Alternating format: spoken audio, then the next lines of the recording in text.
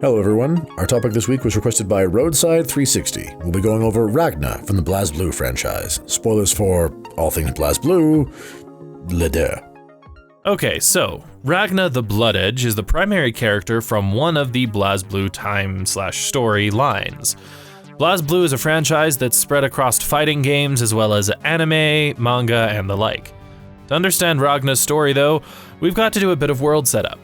We've said before how much of a headache time travel is, but BlazBlue takes that to a whole new level by layering their temporal shenanigans on top of each other to a rarely seen level, because the entire background of the world is based upon both reality and temporal manipulation. Ragna's story takes place in the quote-unquote current iteration of the timeline, but for that concept to even make sense, we've got to dial things back to the beginning. In the BlazBlue verse, there exists a segment of reality called the Boundary, a sort of limbo space between realities through which all of time and space that ever was or could be can be viewed, and with the proper power and knowledge, manipulated. It's also both the place where souls are born and where they return upon a creature's death, the source of one of the types of magic, and obeys its own set of physical laws distinct from those of normal Earth. At some point, long before the events of the game, humanity discovered that hiding deep within the Boundary was a machine. Who built it is never broached, much less discovered. Dubbed the Master Unit, that would grant the pilot the power to both observe and change all aspects of reality and time at a whim. Obviously, they coveted this power and set about trying to acquire it. The problem was that without proper protection, the Boundary had a tendency to disassemble anyone or anything thrown into it into their component parts, i.e., humans had a hard time surviving in Boundary space. So, humanity created a series of synthetic humanoids that could traverse Boundary space. The first of these humanoids eventually made contact with the Master Unit. It accepted her as a pilot and vastly upgraded her. By the time of the games, this woman was known by many names, most notably the Original Contact, or more simply, the Origin. By connecting with the Master Unit, Origin gained the ability to observe all of space and time. While piloting the Master Unit, she could also manipulate space and time, but in addition to this, she was granted a living soul, and subsequently gained both self-awareness and free will. Somehow, the fact that Origin gained consciousness and a soul also awakened souls and free will in her sister constructs. Humanity, both alarmed by the entire series of circumstances and unwilling to acknowledge their creations as new life forms rather than simply tools, cast them all into the Boundary to be destroyed. Which worked about as well as you might expect, considering they were specifically made to traverse the Boundary. A war ensued, and as can be expected when one side has a vaguely omnipotent god machine in their arsenal, the Origins faction was winning. The only thing slowing them down was the fact that humanity had created an ungodly advanced series of AI that, working in tandem, were nearly as powerful as the Master Unit. They could observe all of space and time, but rather than being able to fully control reality, they could merely rewind time. The AI couldn't manipulate events, but since the Origin could and did, the AI would continuously rewrite time back to an advantageous position and take advantage of new opportunities as new actions opened them up. Even so, humanity began losing, and so, as is often the case with advanced but doomed societies, they created a Doomsday Weapon. In this case, a creature that would come to be known as a Black Beast. Capable of ignoring temporal manipulation, observing space and time, and formed of magic, thus able to withstand most conventional weaponry and kill other beings similarly able to ignore conventional weaponry. Unfortunately for them, however, the Black Beast was indiscriminate in its destruction, and soon the entire world was set ablaze. Humanity figured that if they could beat the Origin and wrest control of the Master Unit from her, even if their world was mostly destroyed, that was fine because then they could just rebuild it. But they never beat her and thus never got the chance. Instead, the Origin rewrote reality and made a new world herself, based upon the old one.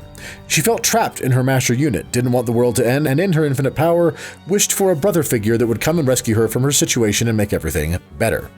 Enter Ragna, and the entirety of the BlazBlue world, which was literally created as a vessel for him to live in so that eventually he and Origin could meet. Original humanity's AI survived the whole process as well and continued the silent war against the Origin, manipulating time constantly to veer history in a direction they considered advantageous and that could theoretically lead to an eventual victory and fulfillment of their programming, control of the Master Unit. Because of this back and forth pull between the Origin and the AI, a similar set of new worlds was continuously destroyed and reborn, with the AI constantly manipulating time in their favor. It's actually a whole mechanic in the setting called phenomenon intervention, where numerous small changes to the timeline are made all over the place such that timelines shift, memories are altered, those with specific powers can even get migraines because they realize something has changed, while other characters invent entire magi science techniques to lock down time so people can't alter that particular bubble of reality. Countering this, the Origin would simply restart the world anytime Ragna died. As such, by the time we see Ragna in the current or final or what have you timeline of the games, there are hundreds of alternate timelines that have come before this run of events, with at least dozens more events that get altered mid-journey that eventually lead to the way the story ends. For his part, Ragna is completely unaware of the larger state of the universe and his role in it until well into the game series. Ragna was born into a seemingly normal family that was in truth anything but. Ragna himself was fated to eventually carry the Blue Grimoire, an artifact that would allow him to tap into the unlimited but at least quasi-chaotic power of the Boundary's magic. His brother Jin was gifted with powers in direct opposition to Ragna's boundary magic, a self-defense mechanism of the world itself to keep the forces of magic and reality in balance.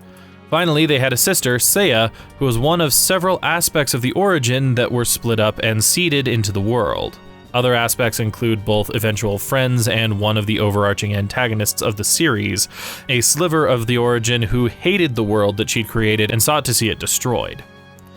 In their youth, Seiya fell very ill, and Ragna spent most of his time caring for her, leading to misplaced jealousy in their brother Jin, who, through manipulation and childhood foolishness, was led by one of the series' other primary villains, Terumi, to burn down their home, while Terumi himself terrorized the other two, even going so far as to cut off one of Ragna's arms. Ragna and Seiya escaped, and though he was ultimately separated from both of his siblings, Ragna spent the next several years of his life training in the art of war and learning to control the power of the Blue Grimoire. He grew into a powerful but deeply troubled young man, the classic outward douche with a heart of gold and a big chip on his shoulder. When Ragna's training was considered complete, his master gifted the boy with his signature sword and jacket. And here's how convoluted Ragna's personal time stream gets. Ragna takes on the name Ragna the Blood Edge as an homage to the hero Blood Edge, to whom that sword and jacket belonged. Someone his master had fought alongside years before to defeat this timeline's most recent version of the Black Beast. The Blood Edge that is Ragna's namesake was in fact Ragna himself, as later on in the storyline, Ragna travels back in time to help fight off the Black Beast, dropping the monster into a coma for a year and letting everyone else rally the troops in the process.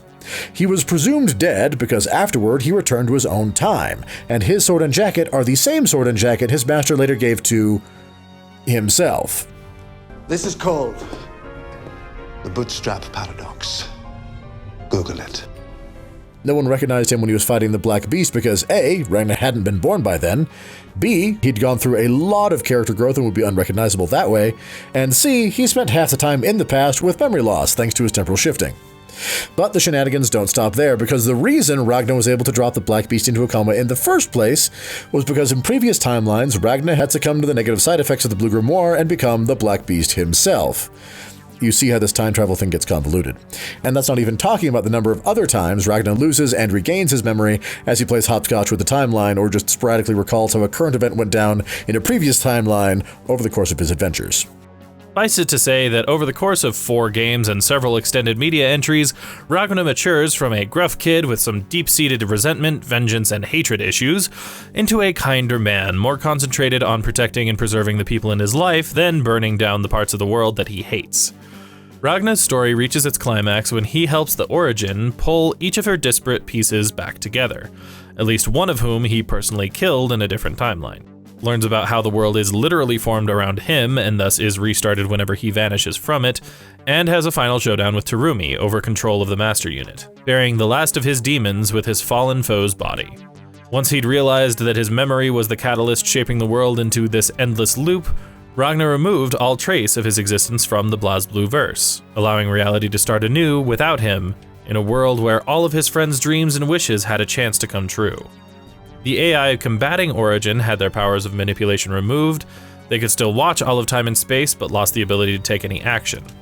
Finally, Ragna retreated deep into the Boundary at Origin's side, who, as the true incarnation of his sister Seiya, was actually family. where they presumably spend eternity together, so she'd never have to be alone again. And that's basically Ragna, Blood Edge of the BlazBlue verse. We hope you enjoyed this video. If you did, please leave us a like and share it with someone you know might like it.